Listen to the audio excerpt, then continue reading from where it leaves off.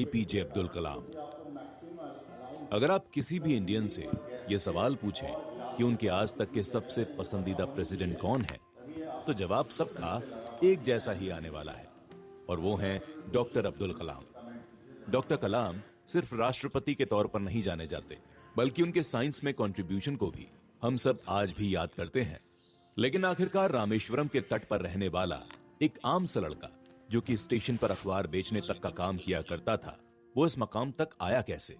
और वो कौन सी चीजें हैं जो हमें उनकी जर्नी से सीखने को मिल सकती हैं? My journey transforming dreams into actions, जो आपको ये सिखाएगी कि एक आम इंसान से खास इंसान तक का रास्ता कैसे तय किया जाता है। आपका अपने ईश्वर के प्रति विश्वास आपको लाइफ में कुछ बड़ा करने के लिए इंस्पायर करता है। रामेश्वरम शहर के एक इलाके में डॉक्टर कलाम के पिता जैनुल अबुद्दीन सुबह 4:30 बजे उठकर अपनी नमाज पढ़ने जाते थे। अपनी नमाज के बाद वो हर रोज एक लंबी वॉक पर जाते थे। कलाम भी अपने पिता के साथ अक्सर जाया करते थे। मॉर्निंग वॉक के दौरान उनके पिता कुछ भी नहीं बोलते थे, बस रास्ते में मिले परिचितों को दुआ सलाम कर दिया करते थे। कलाम के मन में हमेशा यह बात थी कि आखिरकार उनके पिताजी मॉर्निंग वॉक के दौरान सोचते क्या रहते हैं। जैनुल अबुद्दीन ज्यादा पढ़े लिखे नहीं थे और नाव चलाने का काम करते थे। अपनी वॉक के दौरान वो अपने लिए शांत समय निकालते थे। कलाम के पिता के पास पूरे शहर से लोग सलाह लेने आते थे, लेकिन कलाम को यह बात समझ नहीं आई कि क्यों आखिरकार लोग उनके पिता के ही पास अपनी प्रॉब्लम्स को लेकर आते हैं। नन्हे कलाम ने अपने ये सवाल मन में ही नहीं रखे। एक दिन उन्होंने अपने पिता से यह सवाल पूछ ही लिया। डॉक्टर कलाम कहते थे कि वो आज तक बड़े से बड़े फाइटर जेट की कॉकपिट से लेकर देश के राष्ट्रपति तक की कुर्सी पर बैठ चुके हैं, लेकिन उनके पिता का वो जवाब जो उन्होंने उस दिन दिया आज भी सबसे ऊपर है, और वो शब्द आज भी उनके कानों में गूंजते हैं। उनके पिता ने कहा कि हम सब के ऊपर एक डिवाइन पावर है जो हमसे कुछ बड़ा करवाना चाहती है। ये पावर हमें दुखों से ऊपर उठाती है और हमारे मन में खुशियों को भरती है।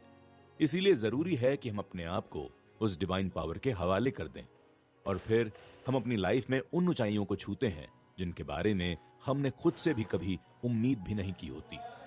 की लर्निंग, हमें हार नहीं माननी चाहिए और हमें समस्याओं को खुद को हराने नहीं देना चाहिए। नन्हा कलाम अपने बचपन से ही रामायण की कहानियां सुना करता था।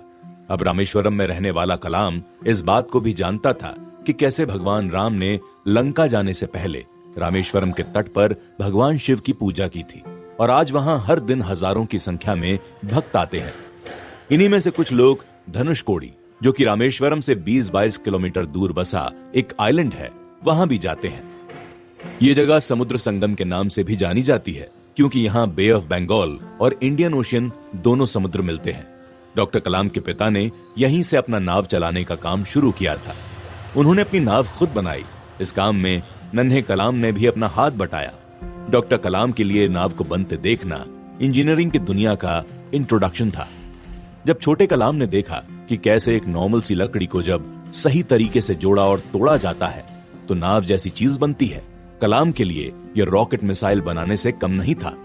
लेकिन चीजें हमेशा आसान नहीं होती। एक दिन रामेश्वरम में भयंकर तूफान आता है और उस तूफान में डॉक्टर कलाम के पिता की नाव भी खो जाती है। हालांकि उसके बावजूद भी कलाम के पिता के चेहरे पर कोई परेशानी का भाव नहीं दिखाई दिया। उन्होंने अगले दिन अपनी दूसरी नाव बनानी शुरू कर दी और कुछ ही दिनों में यह नाव बनकर तैयार भी हो गई। लेकिन किस्मत ने अभी भी उनकी परीक्षा लेना बंद नहीं किया। एक बार फिर से भयंकर साइक्लोन में नाव खो जाती है। लेकिन ये क्या, इस बार फिर से डॉक्टर कलाम के पिता परेशान नहीं हुए और फिर से एक नई नाव बनाने में लग गए। ये बात डॉक्टर कलाम के मन में हमेशा के लिए बैठ गई। आगे चलकर जब डॉक्टर कलाम देश के अलग अलग मिसाइल डेवलपमेंट प्रोग्राम को लीड कर रहे थे तो उन्हें कई बार फेलियर को झेलना पड़ा। ऐसे में उस समय उनकी आंखों के सामने अपने पिता का चेहरा सामने आता, जो अपनी नाव के खो जाने के बाद भी हताश नहीं होते थे। डॉक्टर कलाम को अपने पिता से बार बार कोशिश करने की सीख मिली। उन्हें समझ आया कि कैसे हम मुश्किल से मुश्किल हालात में भी अपने आप को शांत रख सकते हैं और फिर से अपने गोल की ओर बढ़ सकते हैं।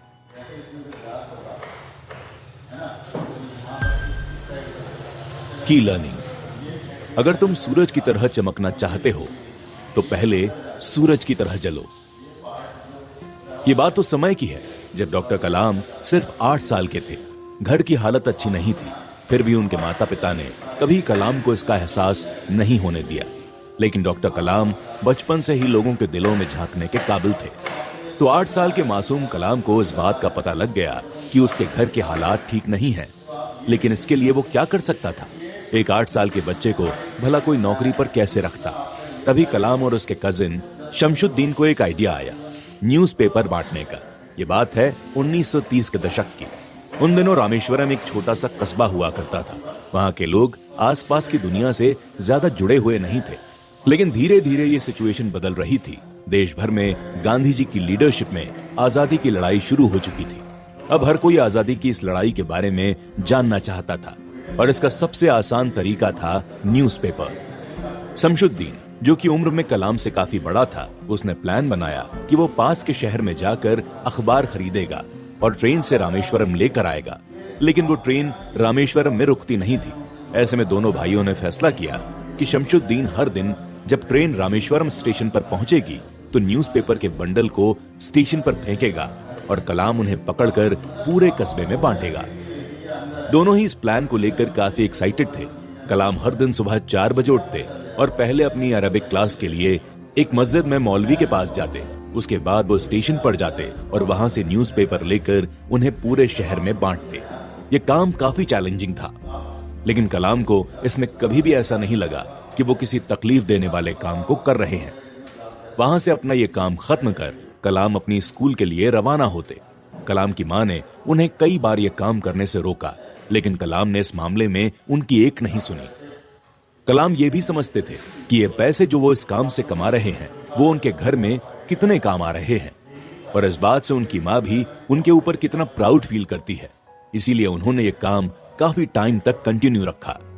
न्यूज़पेपर बांटने के इस काम ने न केवल कलाम को फाइनेंशियल हेल्प की, बल्कि ये उनकी लाइफ में इंस्पिरेशन का सोर्स भी बना।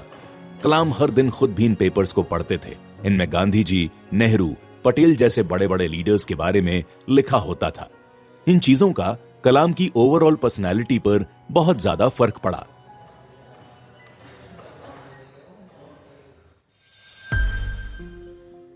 की लर्निंग मेरे लिए नेगेटिव एक्सपीरियंस जैसी कोई चीज नहीं है। रामेश्वरम के छोटे से कस्बे में ज्यादातर आबादी हिंदुओं की थी। रामेश्वरम फेमस भी खूबसूरत मंदिरों की वजह से है। आज भी रामेश्वरम शिव भक्तों के लिए एक बहुत ही पवित्र जगह है। उन मेजॉरिटी हिंदुओं के बीच कुछ परिवार मुसलमानों और क्रिश्चियंस के भी थे, लेकिन रामेश्वरम के इतिहास में कभी भी इन तीनों कम्युनिटीज के बीच किसी तरह के धार्मिक दंगे देखने को नहीं मिले। ये बात हैरान कर देने वाली इसलिए भी है क्योंकि उस समय देश भर में मुस्लिम लीग पार्टी पाकिस्तान की डिमांड कर रही थी। इसकी वजह से अलग अलग जगहों पर हिंदू मुस्लिमों के बीच दंगे देखने को मिल रहे थे। छोटा कलाम भी अखबारों में इन खबरों को पढ़ा करता था।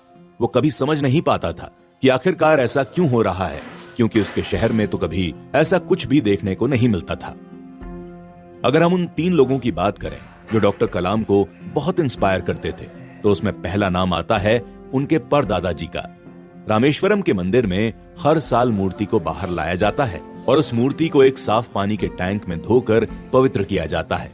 एक बार मूर्ति लोगों के हाथ से छूट जाती है और टैंक में डूबने लगती है। आसपास के सब लोग इससे बहुत ज्यादा हैरान हो गए और परेशान भी। लेकिन भीड़ में से एक आदमी बिना कुछ सोचे समझे टैंक में कूदता है और मूर्ति को बाहर लेकर आता है, और वो आदमी डॉक्टर कलाम के परदादा थे। अपने परदादा जी के बारे में जब कलाम को ये बातें बताई गईं, तो वो उनसे बहुत इंस्पायर हुए। उस दिन के बाद से जब भी रामेश्वरम के मंदिर में मूर्ति को बाहर लाया जाता, तो उस पर फूल चढ़ाने की पहली परमिशन डॉक्टर कलाम के परदादा जी को मिलती थी। उनके परदादा जी की इस सोच का असर डॉक्टर कलाम के पिता पर भी पड़ा, जो कि एक मस्जिद में इमाम थे। रामेश्वरम में हर आदमी उनकी इज्जत किया करता था, और वहीं से डॉक्टर कलाम ने एक अच्छे इंसान और एक सच्ची पर्सनैलिटी की इंपॉर्टेंस को समझा। दूसरा इंसान जिस पर डॉक्टर कलाम का बहुत प्रभाव पड़ा था, वो रामेश्वरम के मंदिर के चीफ पुजारी थे, जो कि हर दिन धोती पहनकर और अपने सर पर तिलक लगाकर मंदिर पूजा पाठ करने जाया करते थे।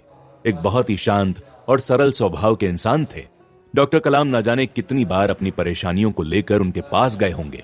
हर बार उन्होंने डॉक्टर कलाम को एक सही रास्ता दिखाया। तीसरा इंसान जिसने डॉक्टर कलाम को इंस्पायर किया वो रामेश्वरम के चर्च के फादर थे। ये तीनों लोग एक दूसरे से हर शुक्रवार को मिलते थे और शहर के मुद्दों के बारे में डिस्कस किया करते थे। ये तीनों इस बात का भी ध्यान रखते थे कि शहर में किसी तरह की रिलीजियस टेंशन का माहौल न बनने पाए। एक बार डॉक्टर कलाम के स्कूल में एक नए टीचर आते हैं। कलाम अपने हिंदू दोस्तों के साथ अपनी इस्लामी टोपी पहनकर बैठा करते थे और किसी को कभी भी इससे कोई परेशानी नहीं हुई। लेकिन जब उस नए टीचर ने कलाम को उसके हिंदू ब्राह्मण दोस्त रामंधन के साथ बैठा देखा तो उसे ये काफी अजीब लगा। उसने कलाम को अपना सामान उठाकर पीछे की लाइन में जाने के लिए कहा। कलाम और उसके दोस्त दोनों की आंखों में आंसू थे। दोनों ने अपनी ये बात अपने अपने घर में बताई। रामंधन के पिता मंदिर के पुजारी थे और जब ये बात सभी धार्मिक गुरुओं को पता चली तो वो इस बात से काफी परेशान हुए। उन्होंने उसी दिन टीचर को बुलाया और उन्हें बड़े ही आदर के साथ उनकी गलती समझाई। टीचर ने भी अपनी गलती को समझा और उनकी बात मान ली और इस तरह से कलाम के इन तीन आइडियल हीरोज ने एक बार फिर से साबित कर दिया कि धर्म को सही मायने में जानने वाला इंसान कभी भी धर्म के नाम पर नफरत नहीं फैलाएगा। की लर्निंग। एक स्टूडेंट की सबसे इंपॉर्टेंट क्वालिटी यह है कि वो हमेशा अपने टीचर से सवाल पूछे। डॉक्टर कलाम की मां एक सादा जीवन जिया करती थी। समय पर अपनी नमाज पढ़ना उनकी सबसे पहली प्रायोरिटी थी। लेकिन डॉक्टर कलाम को उनकी सबसे बड़ी सीख जो मिली वो थी उनका सैक्रिफाइस यानी त्याग। दूसरे वर्ल्ड वॉर के समय देश में खाने के सामान की शॉर्टेज रहा करती थी। ये बात डॉक्टर कलाम के घर पर भी लागू होती थी। एक दिन कलाम अपनी मां की बनाई हुई रोटियां खा रहे थे। छोटा कलाम खेलकर थक हार कर अपनी मां के हाथ का खाना खाकर एकदम सुकून महसूस कर रहा था। उसे अंदाजा भी नहीं था कि उसने कितनी रोटियां खाई। जब कलाम खाना खाकर हाथ धोने के लिए जा रहे थे तब उनके बड़े भाई ने उनको रोका कि क्या उन्हें समझ नहीं आया कि उन्होंने कितनी बड़ी गलती की है। छोटा कलाम अभी भी अपनी गलती नहीं समझ पा रहा था। जब उनके बड़े भाई ने उन्हें बताया कि घर में खाने की बहुत कमी है और क्योंकि कलाम उस दिन ज्यादा खाना खा रहे थे इसलिए अब और खाना नहीं बचा था। अब उनकी मां बिना खाना खाए सोने जा रही थी। ये बात सुनकर कलाम अंदर से बुरी तरह से टूट गए। उन्हें इस बात का बहुत पछतावा हो रहा था। उन्हें पता था कि उनकी मां कभी भी खुद से उन्हें परेशानी नहीं बताने वाली है और यही उनके त्याग की वो कहानी है जिसने कलाम को यह सिखाया कि कैसे अगर हम हर इंसान से वैसे ही प्रेम करना सीखें जैसे एक मां अपने बेटे से करती है तो इस दुनिया में कितनी शांति होगी। डॉक्टर कलाम ने सीख को अपने दिल में बैठा लिया और आगे चलकर हमेशा कोशिश की कि वो खुद से ज्यादा दूसरों की जरूरतों का ध्यान रखें। डॉक्टर कलाम की लाइफ में जिस दूसरी महिला का काफी प्रभाव पड़ा वो थी उनकी बहन जोहरा। जोहरा कलाम से काफी बड़ी थी और उनकी मां की तरह वो भी कलाम से बहुत प्यार करती थी। उनकी शादी जलालुद्दीन से हुई थी।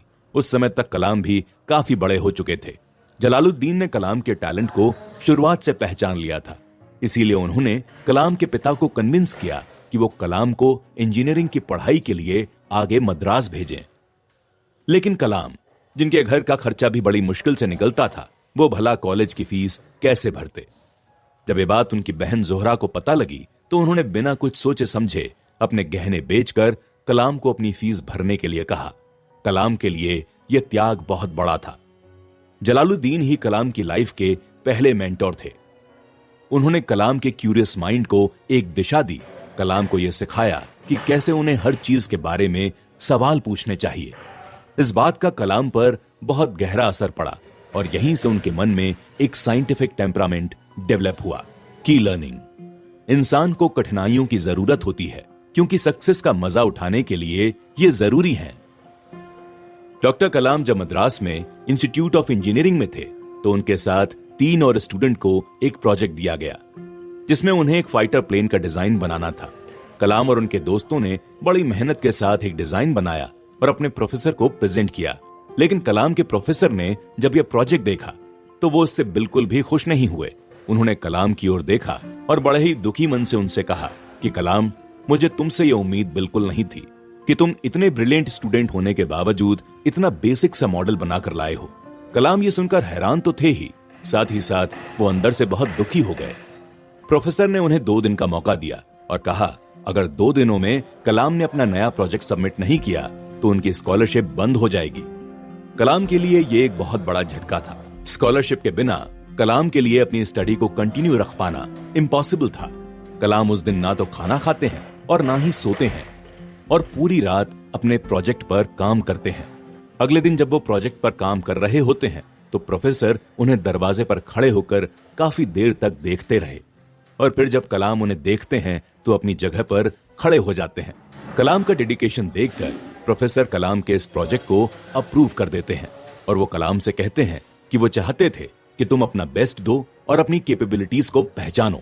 ये बात कलाम के मन में हमेशा रही।